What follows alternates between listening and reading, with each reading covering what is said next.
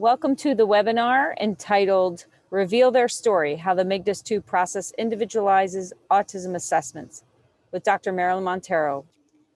Today, I have the honor of introducing Dr. Monteiro. She is a licensed psychologist and licensed specialist in school psychology and is an expert in the area of autism spectrum brain style differences. She is the author of the MIGDAS 2 test protocol and several books. She maintains a practice specializing in supporting individuals with autism spectrum differences and their families. Dr. Monteiro provides national training for clinicians in the area of autism evaluations and family therapy techniques to support individuals with autism spectrum brain style differences. She thoroughly enjoys having autism conversations. Welcome, Dr. Monteiro.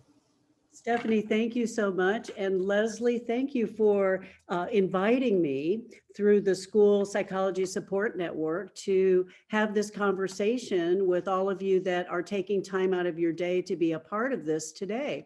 I'm so delighted to be able to be here to talk with you about my preferred topic, which is really supporting really the whole process of getting to know the individual students that you're working with when you're doing an autism assessment and contextualizing the diagnosis of autism within the individual. So we titled this today, Reveal Their Story, How the MIGDAS 2 Process Individualizes Assessment. And then I'm going to walk you through how you can, an overview of the MIGDAS 2 and how you can incorporate that into your autism evaluation toolkit.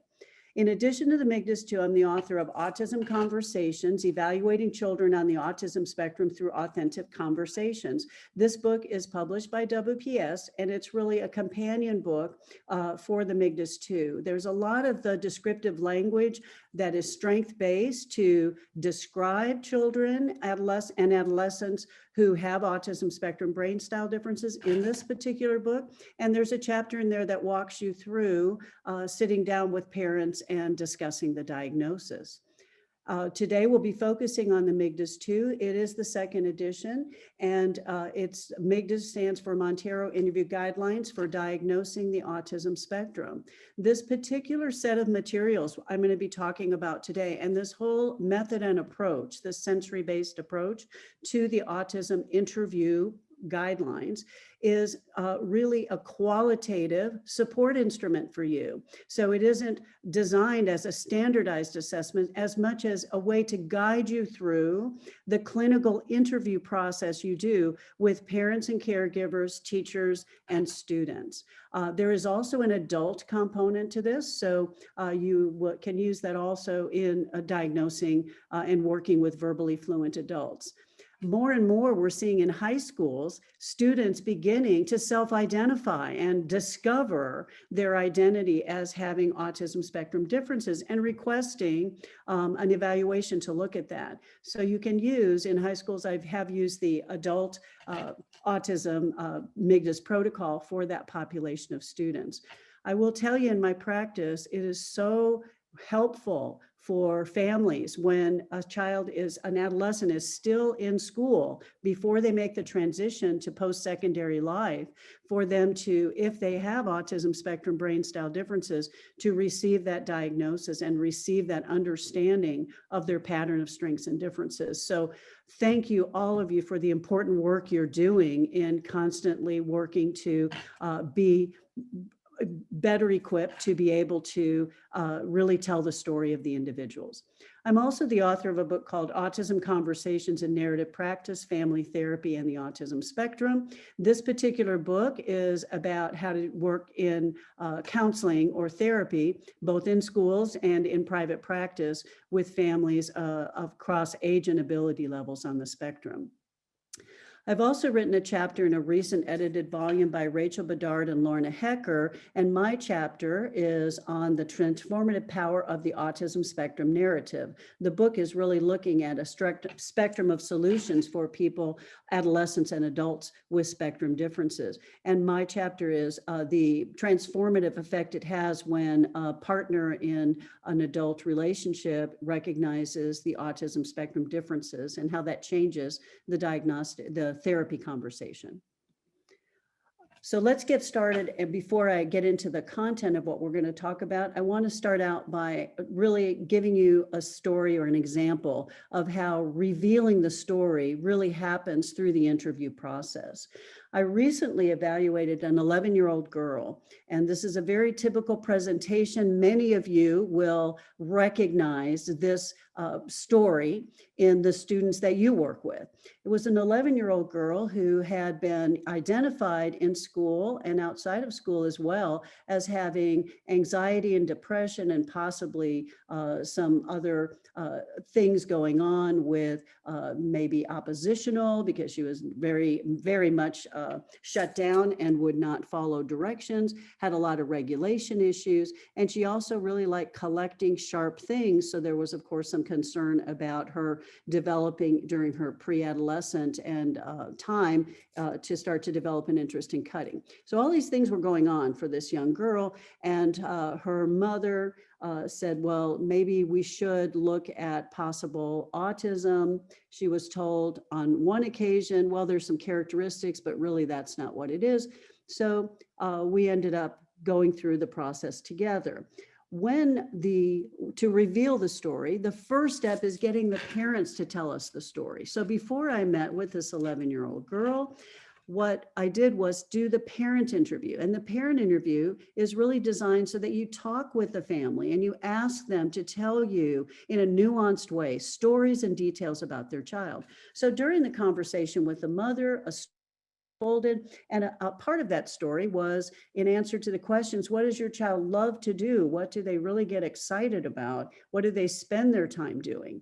And so she told me, well, there's two things. She really loves foxes and everything about foxes, and has some stuffed foxes. And she also loves and is really fascinated by this game called Among Us. So prior to meeting with this child, and I actually did this assessment remotely, but prior to meeting with her, I did two things thanks to the parents. I looked up the online game Among Us. Well, and I wrote down some facts about it. Among Us there are very colorful spaceship crew members who I'm sure have different skills and talents and those kinds of things. And then there is a dimension to the game about imposters among us. So I just wrote down colors, spaceship crew members, and imposters among us. And then I looked up a few facts about foxes and basically learned that foxes have whiskers on their legs to help them navigate. I didn't know that. And that there's 12 species and a group is called a skulk. So I just wrote these few facts down so that when I met with this girl, to reveal her story, rather than having her adjust to my agenda and follow a set of circumscribed tasks that she has to do, and then I'm looking at contrasting, is she behaving in a way that's neurotypical or not? What I did instead was do social overtures by going in through the sensory entry point. When I met with her, she was holding one of her fox stuffies, and she also had her sketch pad next to her because she was at home and was with her preferred things, and she had all the pictures that she draws of the Among Us characters. So instead of starting the conversation through the social entry point, the MIGDAS 2 guides you to start the conversation by asking questions and inviting the individual that you're interviewing to talk about and share their passionate areas of interest. So this very much amplifies the difference between the autism object-focused brain and the socially wired brain. So if I had just said to her, oh, I don't really know much about Among Us, but I heard you're interested in it, she may or may not really want to talk with me about it. But in doing a social overture by saying, you know, I have a question about Among Us. I know there's different color characters. Is there a color that you prefer when you're playing? Well, what happens with the autism brain is they don't notice all of the things like, why are you asking me that? What's this about? What's the context? What the autism brain does is become alert and engaged and say, wow, you're on my wavelength. So then they begin to share all sorts of information, which is what happened with this girl. She became alert, engaged, super verbally fluent. She is in a gifted program, so has lots of verbal fluency. And then the differences start to show up in a way that is natural, but the child has the experience The student has the experience of having an experience that amplifies and enhances their life and reveals their story to us, all the nuances of strengths and differences. So that's what happened when I worked with her. So interviewing children and their parents over the course of thousands of evaluations over the course of 35 years really led to the development of the MIGDAS 2 system. And most of my work has been done evaluating children on teams in schools. In Texas. Shout out to my Texas colleagues who are here today.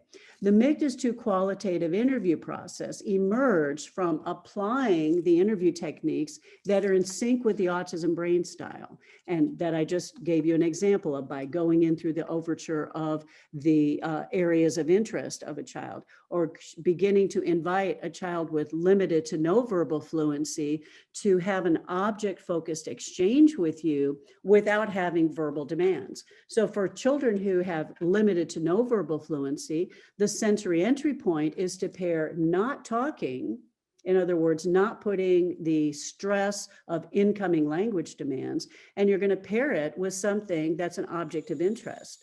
For example, here's a spinning light up toy that does all sorts of really interesting things and makes interesting patterns.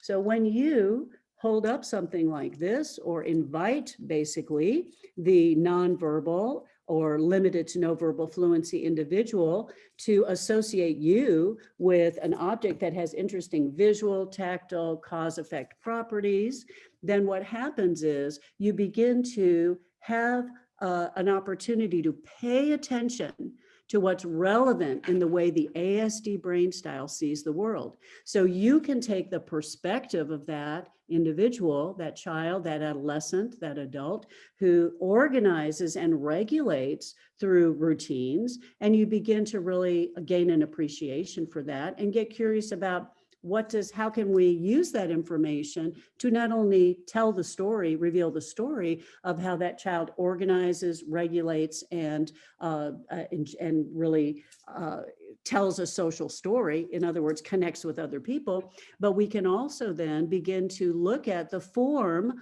of the things that they're interested in, how we can use that for school interventions. So really, we want to have the techniques that are in sync with the autism brain style and the resulting use of positive descriptive language. So those are the two components of the MIGDAS 2. It's providing you with the guidance to really do the interview techniques that pay attention to what's relevant in the way the ASD brain style sees the world, so you can share that and then describe it. But the second piece is it gives you the positive descriptive language to be able to talk about what you're seeing and what you're experiencing and the child's worldview in a way that is accessible and resonates with the people that know that child or adolescent.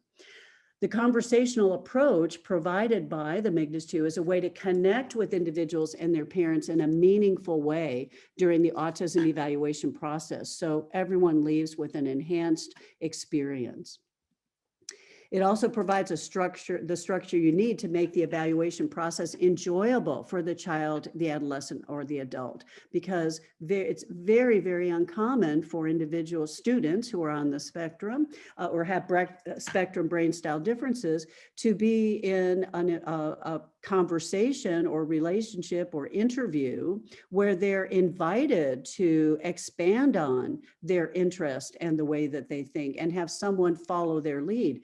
That doesn't happen very often. Most of the time they're coached or prompted to stop thinking about that and start thinking about what I'm talking about.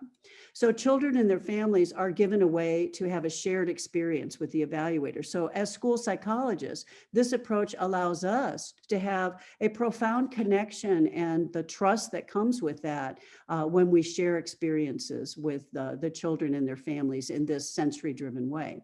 So both the child and the parents leave the autism evaluation experience with a nuanced and positive understanding of the child's individual story, and they leave with a feeling of, I know more now about what's happening, as opposed to this was an anxiety-producing situation.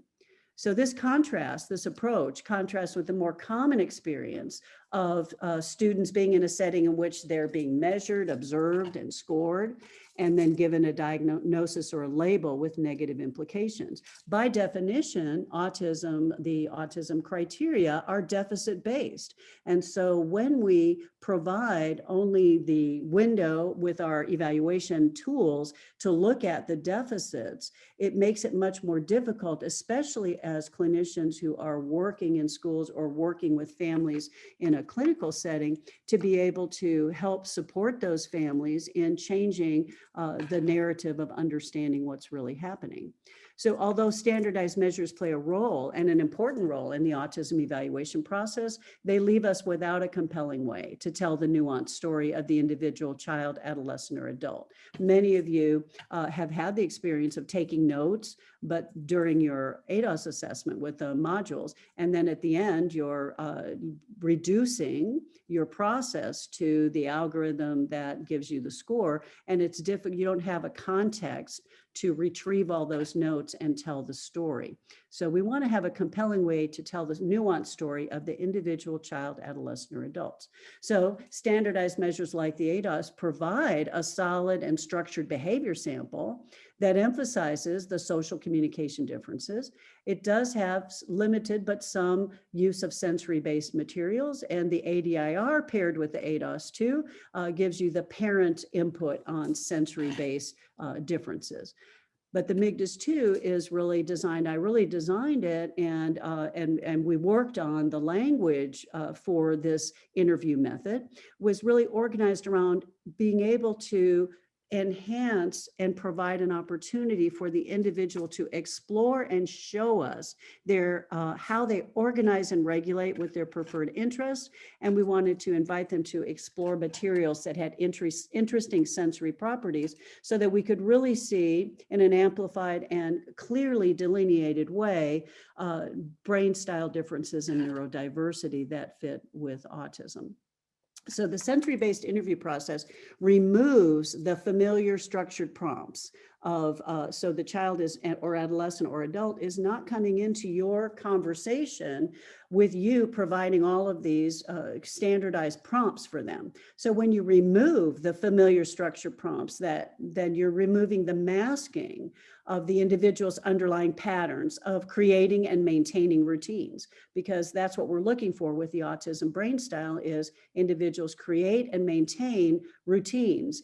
They have routines in the way they talk about things, they have routines in the way they explore materials, and the way that they react to incoming demands. So it's harder to see some of those when we are providing a lot of structure and we're just looking for neuroatypical responses.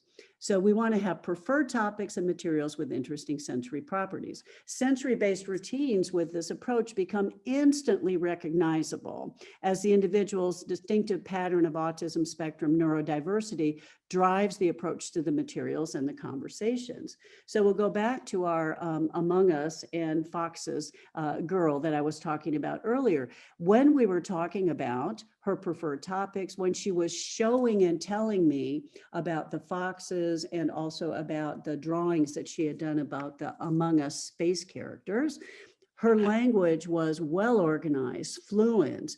She was able to tell me things, but it had a sensory-driven, object-focused quality to it, because it was all about facts and details about that. And I had to work to be a participant in that. So I was looking at 4 features of communication as we had that conversation, and it became instantly recognizable, comparing and contrasting her response to social communication versus, say, another 11-year-old who might be having a conversation.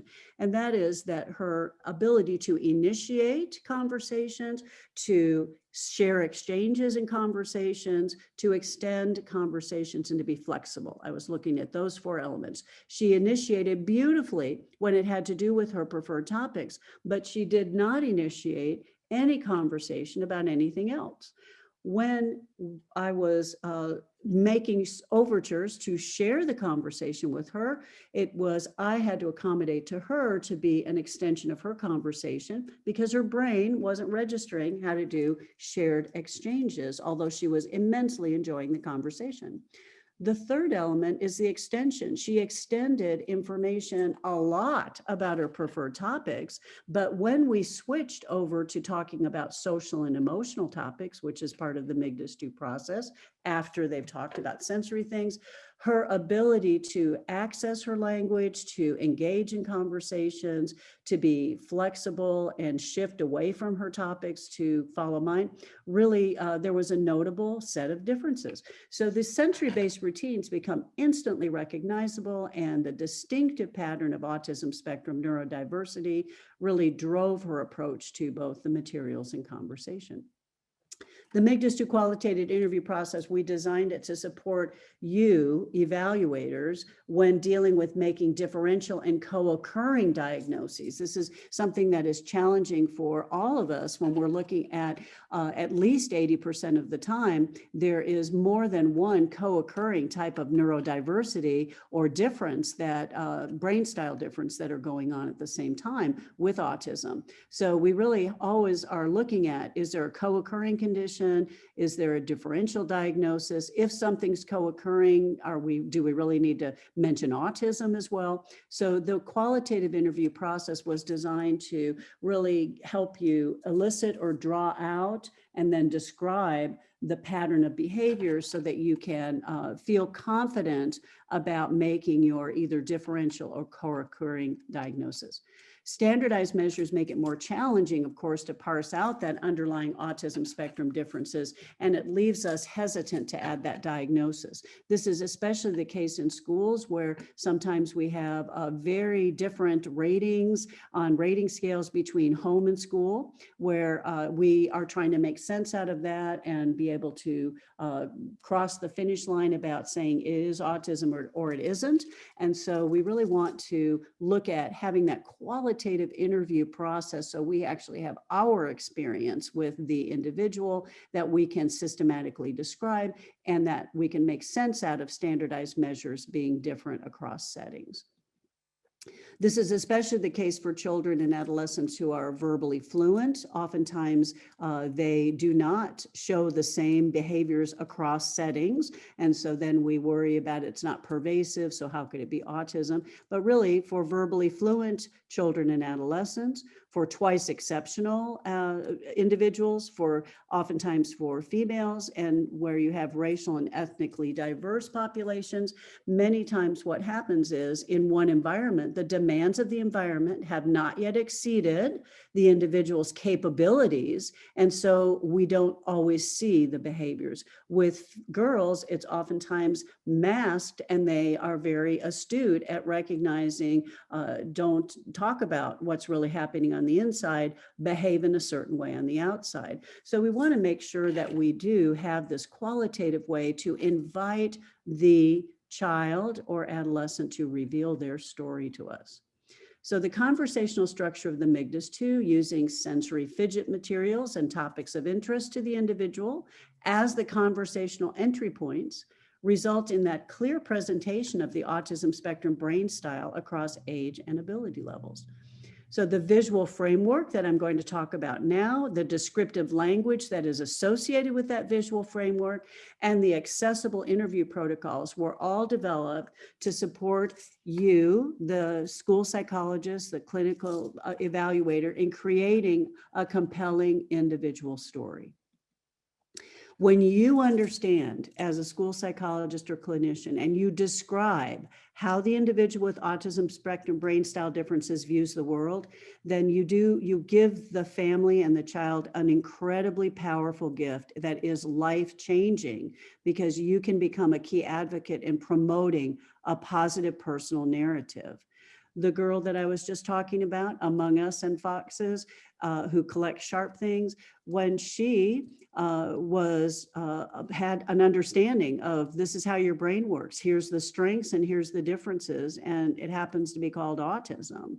What it did for her and for her family and for her teachers was life-changing, because she could let go of finally, she had a way to understand why there was this big gap between she wanted desperately to have friends, but the other 11-year-old girl, her brain wasn't able to read the cues and figure out how to do it. So what she did was internalize, of course, a negative personal narrative of there's something wrong with her. So this understanding, this promotion of resiliency that you do is extremely important. So your evaluation story supports the development of resiliency and that positive outlook for the child and the parents. So the work you're doing is so important. So what are some words we want to hear from parents? My son is not a label or a category. Having his diagnosis discussed with an appreciation of our son as a unique individual was reassuring to us. Here's a parent of a response after an adolescent had her MIGDAS 2 interview. She said, the mom told me, kudos, biggest compliment you could receive from Sally. I felt understood. Thanks so much. She enjoyed her time with you. So this is really this revealing your story, a sensory-based qualitative approach is really going to enhance your autism assessments. Today, we're going to go through an overview of the MIGDAS 2 system of interviews and talk about how to integrate their use into your comprehensive autism toolkit. The protocols that we'll go over today support the development and use of respectful and accessible language to describe individuals in a way that's instantly understood and recognized. So we want to move away from it's a reframing or translating of the negative language of the diagnostic criteria and giving you a strength-based way to tell the story of the individual and then name it as autism. So this is very important when you're discussing the diagnosis with parents to be able to build a story that they can recognize and understand and bond with you on and say, we have consensus. What you're describing is the experience we have with our child. If we don't do an interview that brings out the autism, sensory-based, brain style, and we don't see how the child's organizing and regulating and those positive strengths, it becomes difficult for us to actually describe the nuanced person to the parent, to the child, about the child to the parent. What happens is we end up having a situation where we're describing the child's response to certain test items, but the parent isn't trained on the test and the parent doesn't have the same experience. So we need to establish a context when we're discussing the diagnosis and when we're writing narrative reports. So the MIGDAS 2 process is built around a visual framework. And this framework is really designed to provide you with an organized system and an organizational system to guide the way you think and the way you talk about the individual's autism spectrum brain style profile. So let's go over the visual framework. I initially started talking with parents about this many, many years ago using this visual framework. And so we've incorporated it into the structure of the MIGDAS 2. So when I sit down with parents, I will draw this out on a piece of paper. When you go through the MIGDAS 2, it gives you all of the language that you need to identify strengths and differences in each of the 3 areas that are part of the autism story and the autism story specifically for each individual. So WPS has done a beautiful job of putting this slide deck together. And since those of you that are participating in this do receive this deck of PowerPoint slides at the end of this presentation, what I would recommend you do if you're doing a remote discussion with parents about their child, instead of, you're not in the same room, so you can't draw it on a piece of paper to give it to them, I encourage you to use these slides as you're telling the story. Now, what we don't want to do is give parents a piece of paper that has this already all laid out, because if it's already all laid out, then it's not really telling the story. We've already gotten to the back of the book, if you will. So what we do is look at, I'll walk you through basically how we want to conceptualize autism using the MIGDAS 2. So the question we're answering is, did we see a pattern of differences in development, strengths and differences in development, or differences in brain style in 3 key areas? So we want to identify strengths and differences in 3 key areas. So the first one we're going to look at, of course, is language and communication, and we're going to look at strengths and differences. I want to highlight the word differences here. We really want to start to talk about in a positive narrative for individuals. We have to talk about strengths and differences as opposed to strengths and deficit, strengths and weaknesses. If we tell parents, your child showed us a lot of strengths, but they also showed us weaknesses or deficits, the parent doesn't hear what you say about the strengths. What they hear is, yeah, you're going to tell me what's wrong with my child. When we talk about differences, it's an inclusive way to talk about neurodiversity, because everyone has differences in the way, strengths and differences in the way their brain is put together. So the word differences is really key here. So we talk about strengths and differences in the area of language and communication, those 4 factors I talked about: initiating, shared exchange, extension, and flexibility, things like that. We talk about what they do well and what they are, where their brain is organizing in a different way. Then when I do talk with parents about that and give individual examples of things, like, for example, our 11-year-old, when she's talking about Among Us or Foxes, she's able to organize, retrieve, and use her language in a very fluid way. But when she's responding to incoming language demands without a context for it, it is hard work for her brain to organize and retrieve and use language and to flexibly shift her thinking to follow a conversation. So then I'll ask parents, does it sound like I'm describing your child? And they say, yes, you're describing my child. We haven't used the word autism yet. We're just describing or revealing the story step by step. The second area we look at for the visual framework is social relationships and emotions. So here again, we talk about strengths and differences. And we ask the parents, does it sound like I'm describing your child? And then we get to the third area. And the third area, I take the language of the criteria and reframe it in positive, empowering language. So instead of talking about restricted interests and repetitive behaviors, in this third area, the triangle, we talk about sensory use and interest. So we're looking at the type of thinker the individual is, how do they organize and regulate, what are their sensory preferences, and what are their sensory sensitivities. So once we have gone through this process of describing the individual's step-by-step behavioral profile of strengths and differences, we've revealed their story, and then we're ready to name it and to talk about it as autism. So that is the essential, really the whole core essence of the MIGDAS-2. So what does it come with? When you're going to be using the MIGDAS-2 protocol system, there's a manual, there's a parent caregiver questionnaire, a teacher questionnaire. So these are the guidebooks for having the interviews with individual parents, caregivers, and teachers. And then there are the diagnostic interview protocols. So the manual provides complete protocols for cases across age and ability levels with autism spectrum differences, as well as rule out cases, having ADHD, for example, without ASD, intellectual disability without ASD, language disability without ASD. So the MIGDAS manual is now available to purchase on the WPS's online system, I think, as well as in paper format. The questionnaire booklet for parents and caregivers is really for you, the school psychologist or clinician, to either have a face-to-face conversation with the parents or to have the parent complete the booklet and then have a follow-up conversation. So the conversational prompts in this particular interview, you don't start with birth and then go on, and you're not having to put the responses into some sort of code that is then translated into a score. So what you're really doing with the parent caregiver questionnaire is you're inviting the parent to tell their story and tell you details. So you ask about present areas of concern. You ask parents they're prompted to tell you positive qualities and attributes about their child. You're also prompting them to tell you about their areas of preferred interest and their sensory preferences and sensitivities. So you get the story of autism from the parents or not autism from the parents.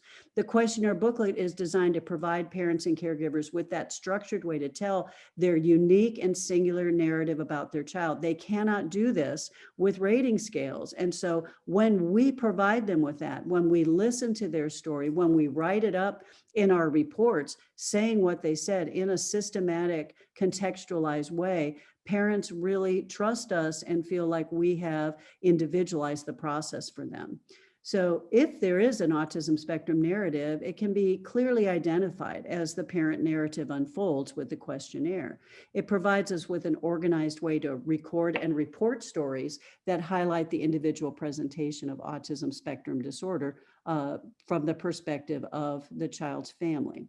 As a clinician, the questionnaire provides you with a structured opportunity to establish a relationship of trust that you can't have when you're doing rating scales with parents. Although you're going to do this, of course, along with asking the parents to complete rating scales.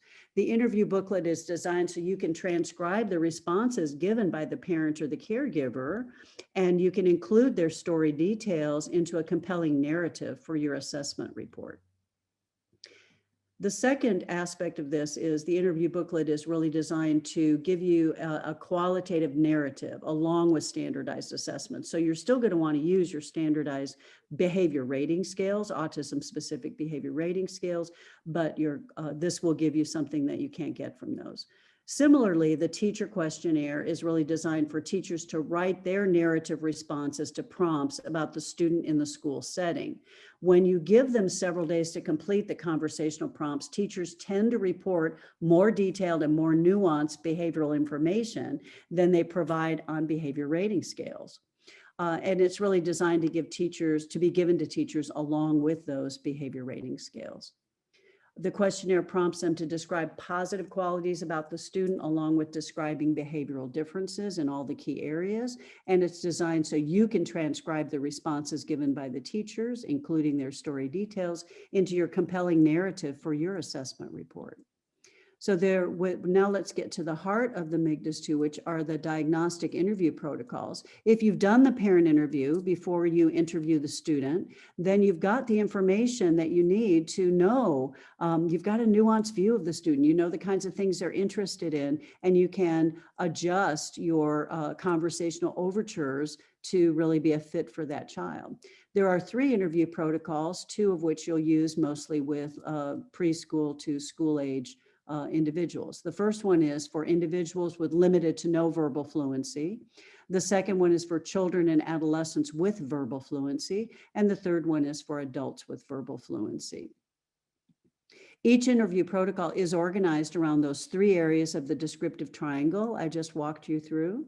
It provides language that contrasts behavior descriptions. So on each page, we're going to see in a moment an example. On each page, there are contrasted behavior descriptions consistent with ASD, contrasted with behavior descriptions that are not consistent with ASD. So you're going to be able to have this really nice ability to see side by side language that you can respond to and react to and endorse what your experience was, rather than having to try to create that language or translate deficit-based language.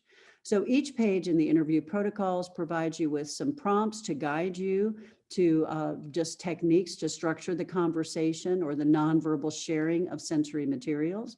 So it's not designed for you to have to look at a prompt, enact the prompt, make an observation, and then move on to the next one. It's really designed to really help you set up a quality clinical interview where you are inviting the child or adolescent or adult to follow their agenda of interest, explore sensory materials, and then see how they respond. Observations is the second part with the descriptive language consistent with ASD, not consistent with ASD, and there's space for notes to record specific and memorable things the individual says and does. So let's look at a few items taken from the diagnostic interview protocol for children and adolescents with verbal fluency.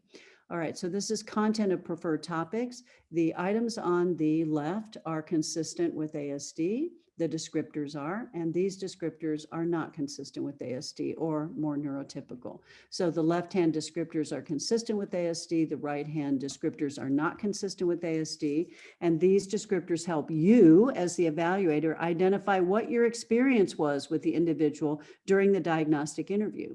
So after you have the interview, you're going to sit down immediately afterwards, and if you're working individually, you go through it yourself. If you're working with a team, you have your team discuss discussion and go through it together. But what you're doing is identifying and endorsing the language that describes your experience. So let's look for a moment at this top box here and contrast it with the other one. So the first one is speaks in a narrative that has a sensory self-directed quality. And that means focusing on details of his or her narrative to the exclusion of the participation of the evaluator, while repetitively manipulating one or more of the sensory items throughout the conversation. So let's contrast that with the conversation focuses on conveying information to the evaluator, acknowledges the evaluator by responding with joint attention questions and comments, eye contact, head nods, or other social communication gestures. We look here a little bit further down, discusses a variety of topics, engages in a reciprocal exchange of information with the evaluator regarding the topic of discussion, and displays equal interest and engagement in the conversation regardless of the topic, as opposed to maintains focus on preferred topics, uses recurrent phrases like well actually to regain control of the conversation and direct it back to a preferred topic. So with our friend, that was the 11-year-old girl, as she was talking about Among Us, I had to, she loved talking about it with me, but she repetitively manipulated aspects of that fox in her lap at the same time. And I had to, she really did not use all of the, her brain found it hard work to acknowledge her conversational partner. Her focus on her preferred topics was much more engaged than being able to discuss other topics. So this language is designed to really provide you with a way to describe as opposed to label. So we don't want to say highly restricted areas of interest. We talk about they maintained a focus on preferred topics. And so this is something that we're not only changing the way that we talk about it, we're helping individuals who are living with autism spectrum differences and teachers who are teaching students with autism spectrum differences to begin to change the way they appreciate and value the individual's experience and story. So this descriptive language helps you recognize your experience after the interview as you read the contrasting language. The language provides not only descriptions of autism spectrum behavior patterns in the 3 key areas, but it also describes the neurotypical behavior patterns one might expect to see. And as a result, that highlights goals that you would have for the individual. So this is especially helpful when goal setting for looking at IEPs and developing behavior plans for students, because you can identify goals for intervention, teaching, and coaching based on the language that is there in the not consistent with autism box.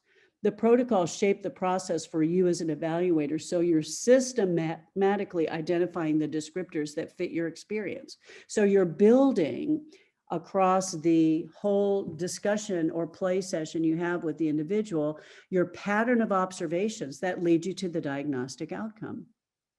So that brings us to the pattern of observation section on each of the MIGDAS 2 protocols. With the MIGDAS 2 diagnostic interview process, you do not derive a score. So there is no score. There is no way to compare this to a standardized sample and say, you know, we reached the cutoff point for this. It's a qualitative, systematic way to describe your experience and what you, how the child organizes and regulates, that can be instantly recognized by other individuals. So you have endorsement from everyone as you make these descriptions. And they're either, the pattern of observations is either consistent with autism spectrum or not. So there's no score derived. The pattern of descriptors is summarized under the pattern of observations page. So let's review the information that goes into the pattern of observations for verbally fluent children and adolescents in the 3 key areas. So here you can see that each of the 3 key areas, sensory use and interest, language and communication, social relationships, and emotional responses. So you will go through each of the categories, each of the pages under each of these areas, and then you will look at whether you endorse more things consistent with autism, more things not consistent with autism, or was it unclear? I will tell you that my colleagues and myself who use this regularly, we don't often have unclears, because as you unfold the conversation, the sensory-based interview conversation, and you follow the three-step flow of the MIGDAS 2 of starting with the sensory topics and materials of interest, moving into social and emotional topics, and having some sort of physical movement activity to look at movements and mannerisms, you are going to be able to endorse one or the other. So you're looking at not only the individual endorsements of consistent or not consistent with ASD, but also overall for each section. So what it does is really build for you as an evaluator the confidence in being able to back up and describe autism. So if you are describing overall for each section, things that are consistent with autism, it's going to help you gain confidence in being able to say, yes, and so our conclusion is that we're going to call this autism. Conversely, with differential diagnosis, it's not uncommon with ADHD without autism for you to see some autism descriptors endorsed under sensory use and interest, but you're not going to have the pattern overall for all three sections.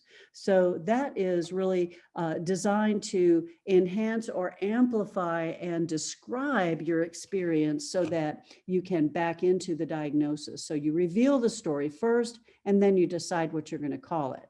The pattern of observations page helps you decide what you're going to call it, because if you are describing things consistent with autism overall for each section, meaning that you're doing it for all these individual, detailed, systematic ways of describing things, and you can give examples of that, then it's going to build your confidence in really making that diagnostic determination. And conversely, it'll build your confidence if you're ruling it out. So each protocol provides that pattern of observation summary page to facilitate your systematic collection of your observations prior to determining the diagnostic outcome. So you do all of this and collect all sources of information before you make your diagnostic conclusion.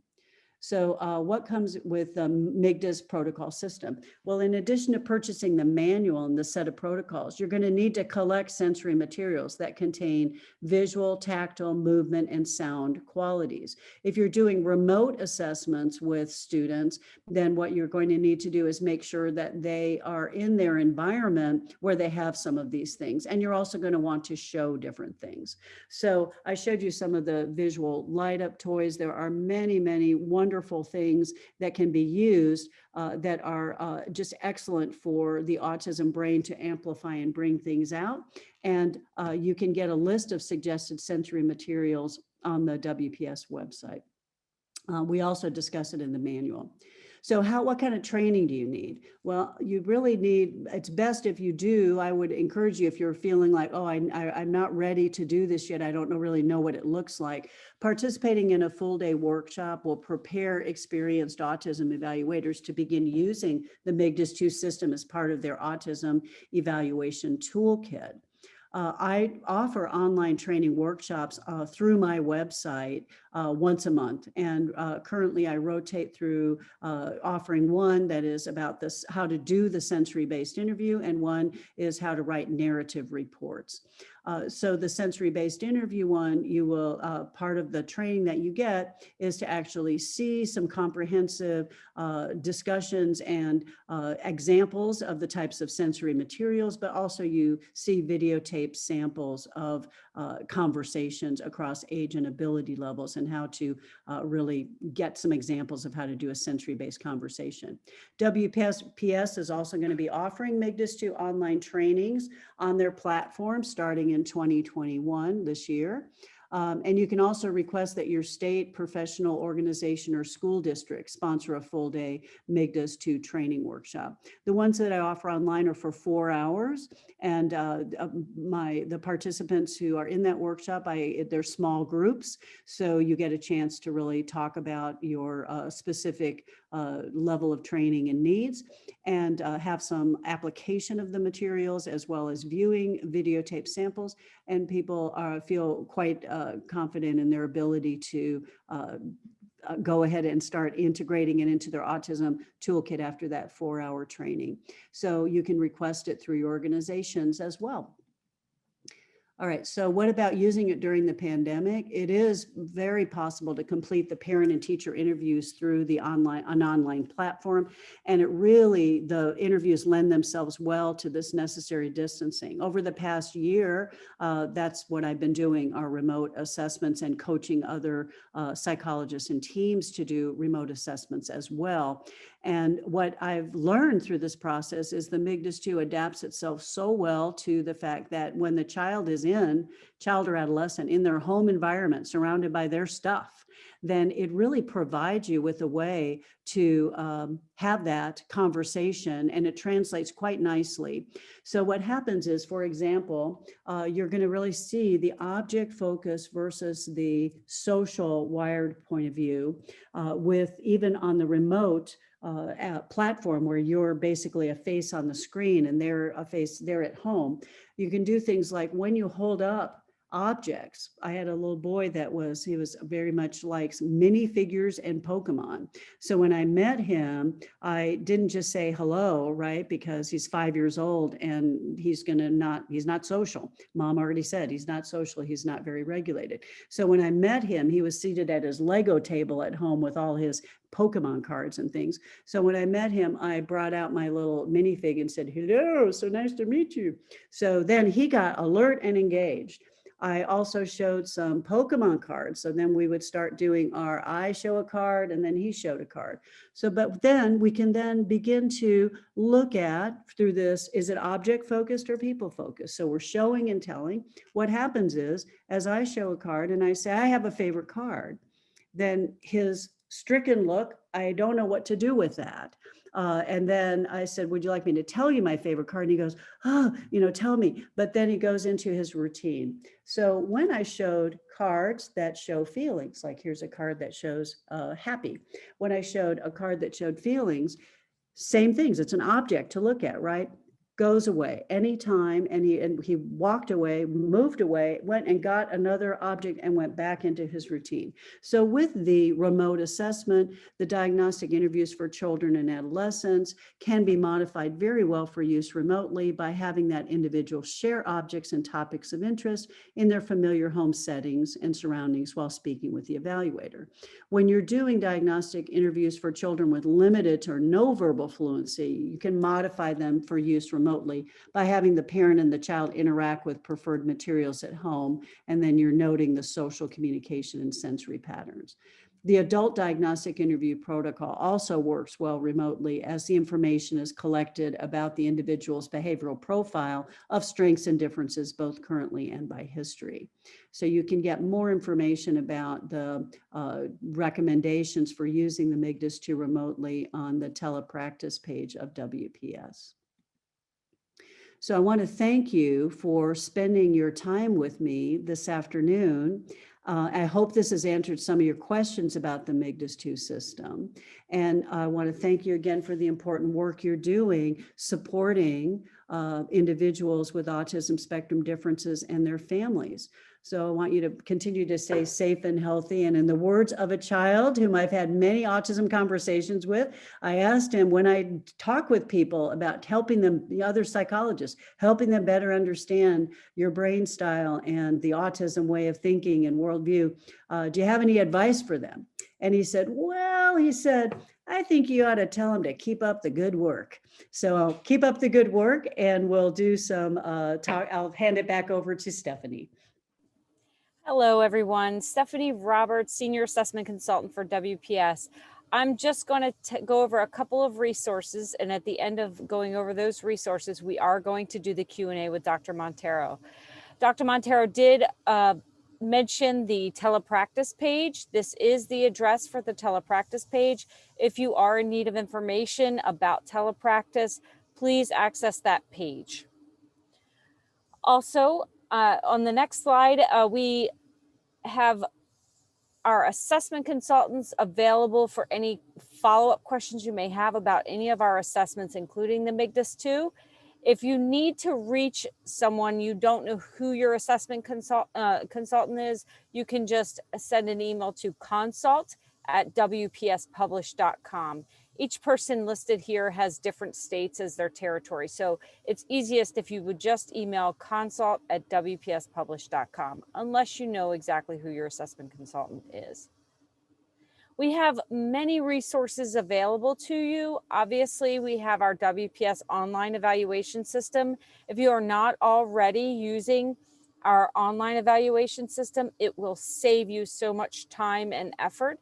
It will also save you money. So our online assessments cost the same as our paper assessments. We also have WPS video resources, a content hub, and a YouTube channel. I would urge you to go onto YouTube and type in Western Psychological Services, find the YouTube channel and subscribe. We have so many videos there that are available, and there are educational videos, there are author videos, and there are videos about assessments. We also have available for you today $40 off of autism assessments when you buy any of the 2 kits using the discount code autism21W2 at checkout. You can do this online through the web. You can also contact your assessment consultant at consult@wpspublish.com. All right, it is now time for the Q&A. I know people are excited about this because oftentimes we don't leave enough time to get these things done. So Marilyn, Dr. Monteiro, I'm going to pull up the questions now. I'm going to go with the questions that were in the Q&A, the live Q&A, and then I'm going to go ahead into the questions that were sent prior to today's session, today's webinar. Okay. The question is, okay, let me see. Thank you so much for taking the time to speak today. This person is curious if any autism self-advocates have given any feedback on the MIGDAS 2. So any persons with autism that advocate, yeah. Yes, in fact, I will tell you that I've gotten consistently positive feedback from individuals who've received their diagnosis through this process. They really are, it's so neurodiversity friendly in terms of talking about people as individuals, that the common experience for people that I give the diagnosis to using this, for people who identify as having autism differences, experience relief and a sense of shifting internally to changing their story about themselves. So it's just really, when I say life-changing, it is life-changing. And there are so many young adults that I work with who are just getting their autism diagnosis. And when you talk with them in this way, when you talk about your brain, you know, these are strengths that your brain has, and let's kind of appreciate those. And then this is harder work for your brain, and you know, let's figure out ways we can help bridge the gap between the strengths and differences. Individuals have such a sense of they're understood for the first time. So keep up the good work is all I can say. Keep doing it, because people with autism really appreciate this. Great. Okay. What process would you recommend for English language learners that are still developing their English skills? Oh, okay, great. This is another good question. I forgot to mention that the MIGDAS 2 parent interview is now available in Spanish.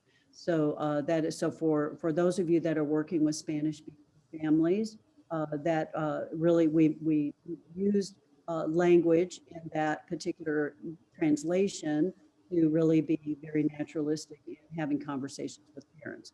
In terms of working with students who are English language learners, the fact that you are going in through the sensory entry point, and you're even with verbally fluent individuals, you're really minimizing the social language demands at the start of the interview process.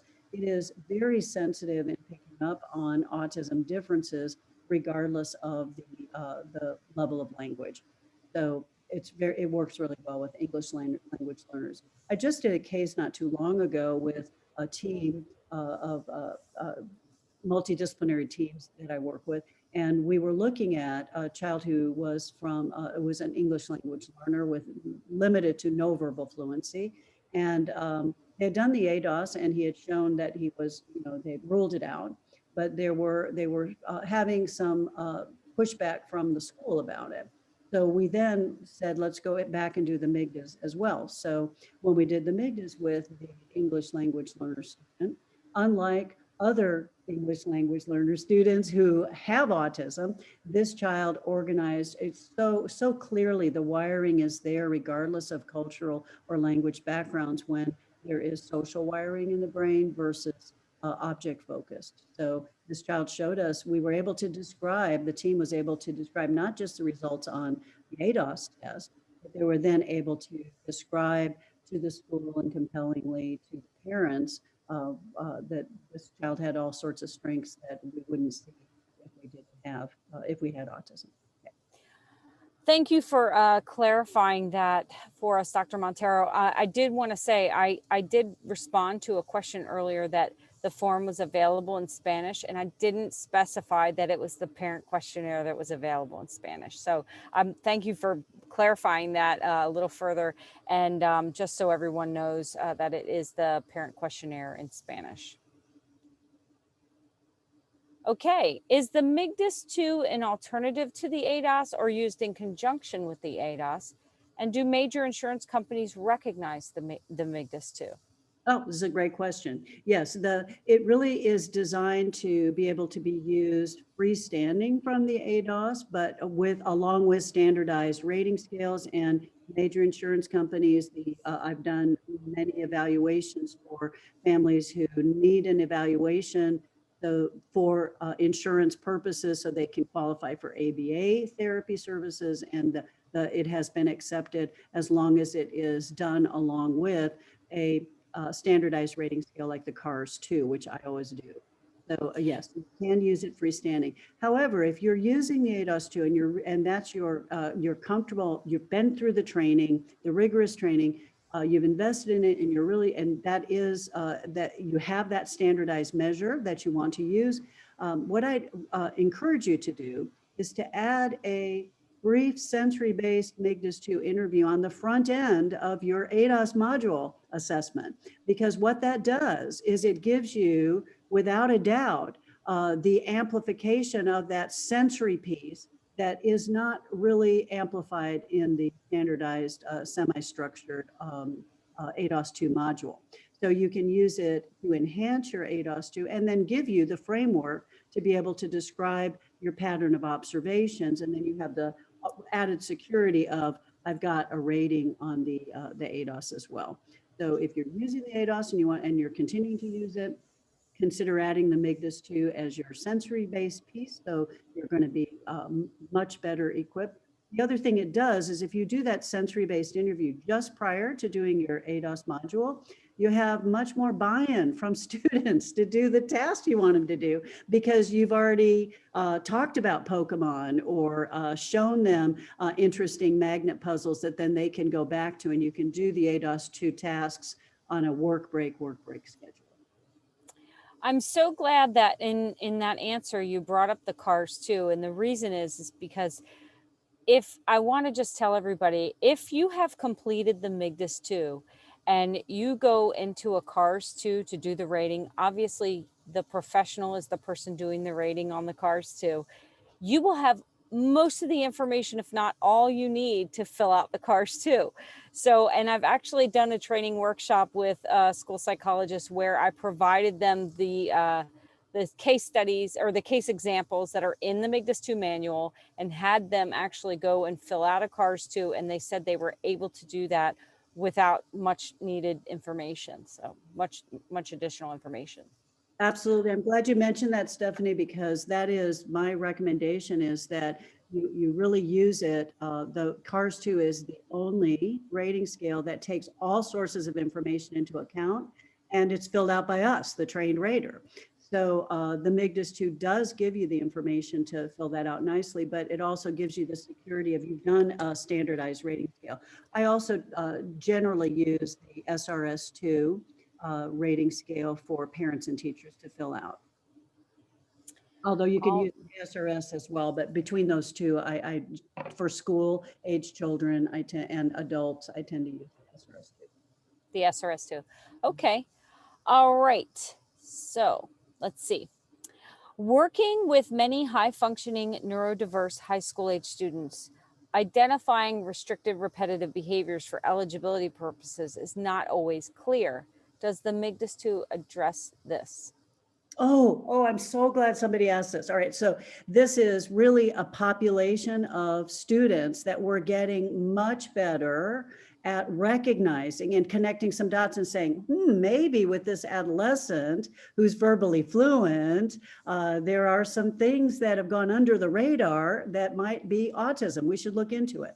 So when we take that terminology, restricted interest and repetitive behaviors, we're looking for things that look odd, right? And if we don't see them, and then we're talking about someone who's verbally fluent in gen ed classes, they may not be showing those types of things in that environment. And so if we rely on the ADOS, we may not see anything related to that second area, right?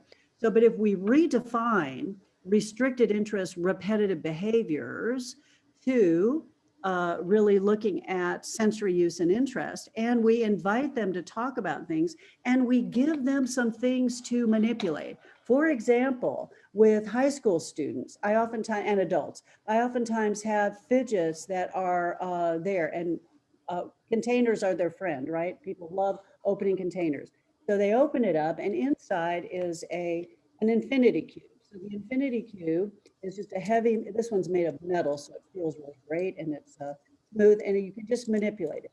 Now the teenager, the adolescent with ADHD, without autism, is gonna, at your, maybe you prompt them and say, oh, you can feel free to open that up and look what's inside. They're gonna look at it, and then they'll do it as they're talking to you, and then they'll say, oh, I gotta put that away, that's distracting me, right? Or they'll say, let me see what else you've got. But the adolescent with autism will regulate with this, and they'll create and maintain predictable routines. If you don't have something like this, or something like magnet balls and other materials, if you don't have an object to provide for self-regulation, then you might just see a little bit of picking, or maybe they have a static body posture and they don't move the whole time. It doesn't amplify the sensory movements and mannerisms differences enough for you to recognize it. So the sensory-based approach with adolescents is just really, it helps, it just amplifies it tremendously when you have a few sensory materials. All right. And you keep saying, great question, great question. I promise these are real questions people ask. So they're all good questions. It's not a setup. Okay, here we go. Did you find that you end up having more areas unclear with virtual assessment as opposed to in-person assessment?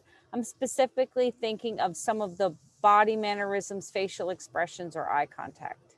All right, those things specifically, also another very good question there, because you would think that, oh, you'd lose a lot with the body move, the facial expressions and those kinds of things.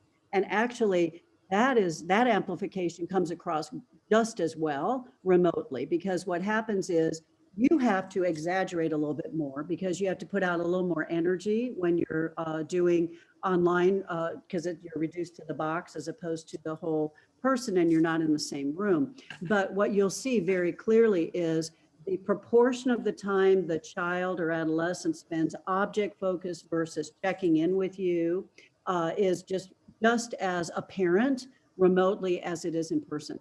Where you get the unclear with the virtual is with the auditory, because it's really hard sometimes. You have to do that by report sometimes, as opposed to direct observation, because when they're in the same room with you, you can use all sorts of interesting noisemakers, and you can see the incoming demand response of reactivity, right, where they get stressed and reactive, versus when they can have something to make noise with, they extend and do it for a long time and get into a sensory auditory loop.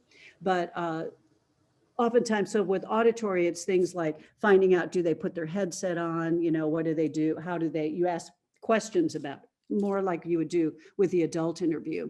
So the auditory is, in all the times I've done it, that's the only one where I felt like it was unclear. And then I had to go back and loop back and get a report. But all of the social communication features, just as clear remotely. Okay, so if you had to choose, you can only choose one. Okay. Would it be better to do this assessment remotely or in person with masks? All right, I'll tell you what my preference is. My preference is to do it remotely. I just do it remotely because when you do it remotely, and I've done a lot of exploration about this over the last year, of course, right? Because this is my area. I just do autism assessments all the time and consultations as well. But with the autism assessments, when you do it remotely, this is the unintended positive consequence of COVID for autism evaluations with this sensory-based method is when the child's at home and they don't have the stress of having to come to your office, even though I felt like I lost the ability to, have that wonderful connection by sharing sensory materials, right? That's what you lose in person. But what you get remotely is they're in their environment and they share their stuff with you and they share their interests and they're in their comfort zone. So you really get the strengths come out really nicely. That being said, it really is individual. I have colleagues who prefer doing it in person with masks and they're most comfortable with that. So I would say find what's best for you. And when I do, I will tell you that when families contact me all the time about assessments, I will always refer them to, if you prefer in person, here are my colleagues that are doing in-person evaluations. Because, and then if you don't have that preference necessarily, then I can walk you through what it would be like remotely. To make the remote work really well, you want to make sure you've really set up a good parent interview where they've invited you into their home remotely and you've had that conversation and you have coached the parent about the setup, right? You have to have a setup that is going to give you all those sensory aspects to the conversation. So for young children, for example, oftentimes with remote, I'll not only have an interview with them and their parent, but I'll also want to include siblings because then you get to see the difference in organization and regulation and social referencing when they're the focus and you're the one that's their sort of autism perspective person versus when they're having to be flexible and follow the flow of play with their siblings. Okay, we probably have about 30 more questions left, so I'm going to try and get through them as quickly as possible. So, what credentials are needed to conduct the MIGDAS? Could a speech language pathologist or other disciplines also give this? This really is set up for, I think you have to look at the qualifications page on the WPS website for that, but really as long as you have, it's not specific to just psychologists. It's really designed for you to be able to get a behavior sample and do an interview. And so, yes, there's not a restriction of if you're, in fact, I worked very closely with many of my good friends, speech and language pathologists over the years to get their input about the language. Am I getting it right about language and communication? I work with my OT specialist, sensory-based specialist am I getting it right with the way that I'm describing the sensory use and interest? So yeah, you don't have to do it as just a psychologist. Okay, how does this help with the identification of the female phenotype of autism? This can be missed on other profiles. Yes, it really is a big issue about females camouflaging and not showing you. I mean, they're in tremendous distress on the inside and on the outside, they're just, responding in this mirroring way. What this does, what the MIGDAS 2 does is the interview process really encourages you to provide a setting where you actually reflect back and talk about when you share your interests with me. So when they share their interests, like when girls share their interests with you about anime and drawing the anime or crafting or whatever their interest is, oftentimes it is artistic, but not always, or reading and then writing fan fiction. There's all sorts of types of activities that girls do to regulate and organize. And so when you go in through the sensory entry point, they feel this sense of relief that, oh, okay, so you get it, that I'm not all happy all the time and that this is stressing me out. So it really bypasses the camouflage or the masking when you do this sensory approach. Okay, the next person said, thank you for this training. You mentioned with ADHD, we will see elevated sensory use and interest, but not elevations in the other areas. I've seen this in practice as well. How would you explain this to caregivers who see sensory seeking behaviors as consistent with autism, but not ADHD? Yes, this is a really good and complicated question because the what you're really looking at is talking about what is ADHD. The way I talk about it is locus of focus, right? What is the locus of what the brain is focusing on with ADHD? What ADHD brains focus on is they're both sensory. They both have sensory aspects, right? But the ADHD sensory aspect, the locus of focus is novelty. It's like, what's next? What's next? I want to touch this. I want to explore it. I want to examine it. And then I want to kind of include you in that process to see what you think about it. And then I want to move on to the next thing. So when you have the combined ADHD and autism brain, they will be in a flurry when they first, let's talk about in-person evaluations. They'll be in a flurry to touch everything, explore everything. And what you'll see is in your face ADHD profile, but then wait a little bit, because what happens with the combined ADHD and autism brain is then the second layer kicks in, which is they go back to their preferred materials and create and maintain predictable routines with them. With the strictly ADHD brain, there is the sensory aspect, but then you have to look at the social, and social wiring is very much there, and the relationships and the communication is the specific communication and social items on the MIGDAS-2 are really designed to look at the things that are unique to the autism brain, and the things unique to the autism brain don't really happen for the ADHD exclusive of autism brain. Okay, would you need to do the ADIR along with this? It sounds like you would want one or the other. Yes, I would. I don't know. I haven't heard of any colleagues telling me that they do both.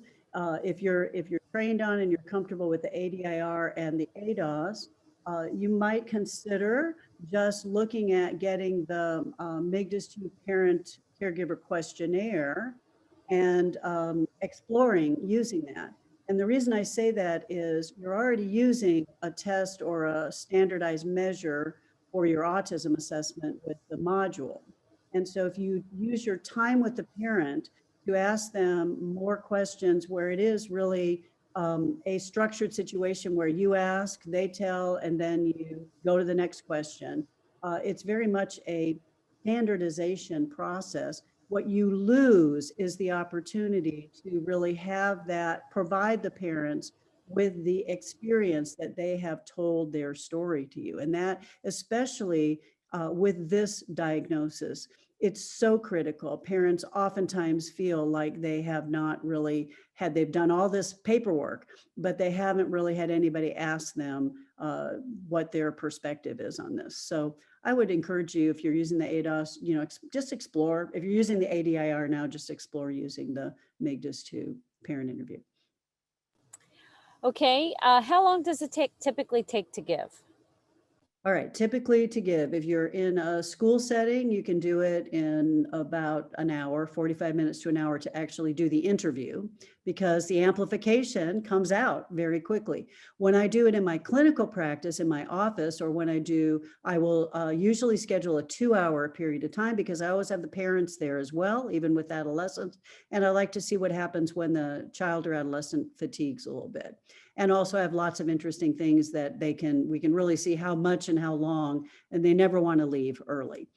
So I do that. Also remotely, usually about 90 minutes. So then you're going to have to put on top of that, if you're in school and you're in a school system and you're pressed for time, you can do it within an hour with your team, but you're also going to have to allow time on the back end at least another hour to do the discussion and transferring your notes, and you're going through systematically all of the language and the pattern of observations to reach your conclusion.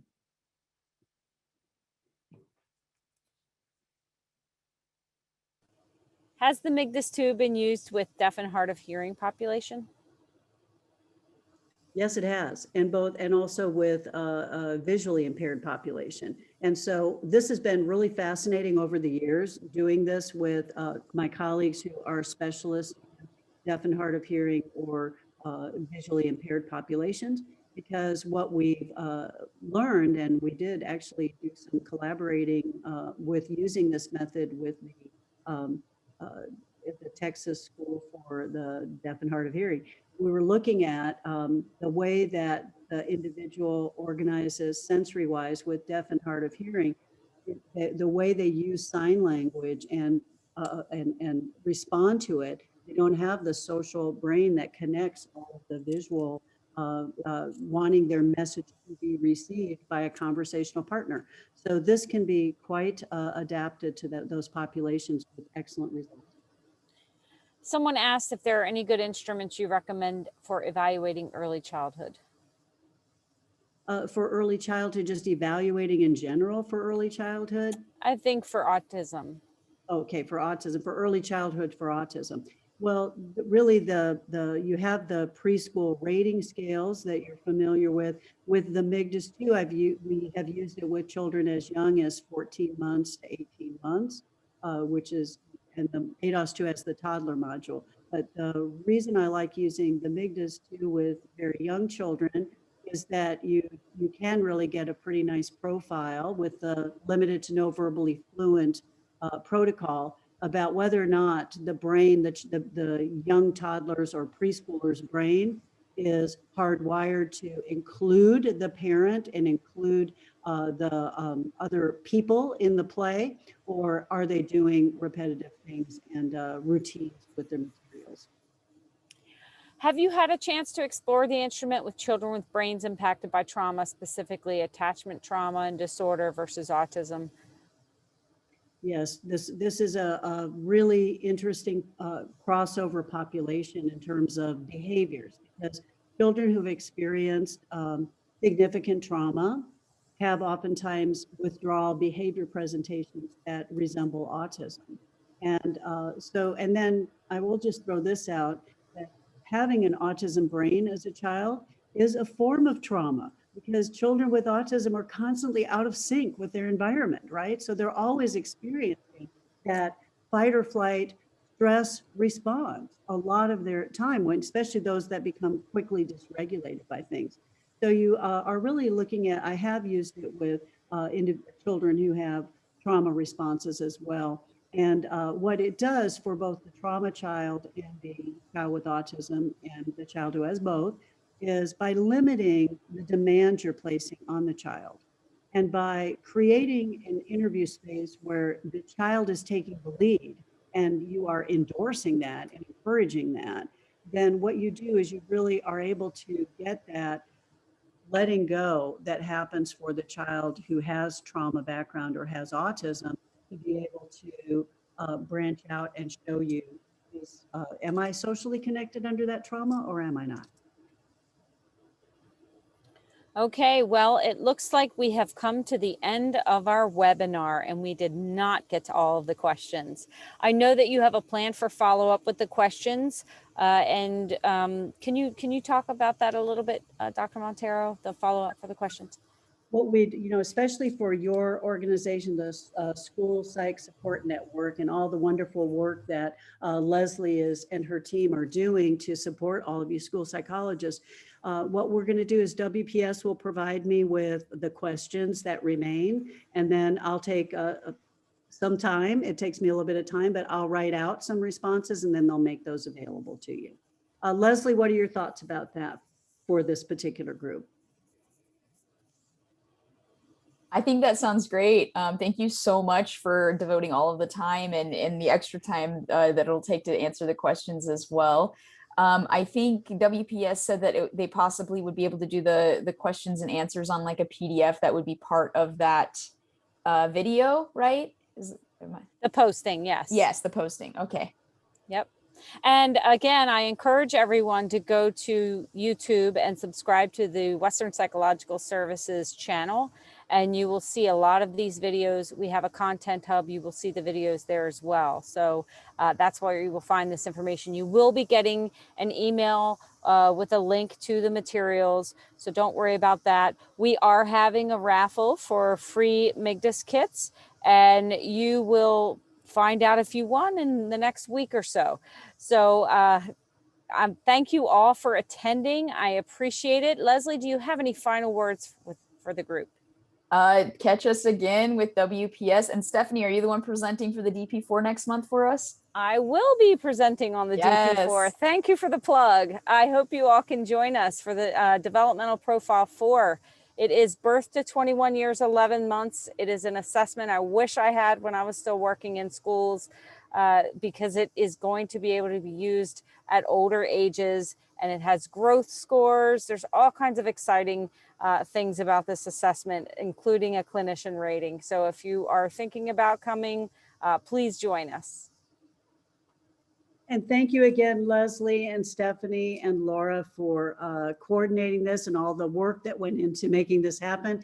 And thank you all for being here as participants. Thank you, Marilyn. Thank you, everyone.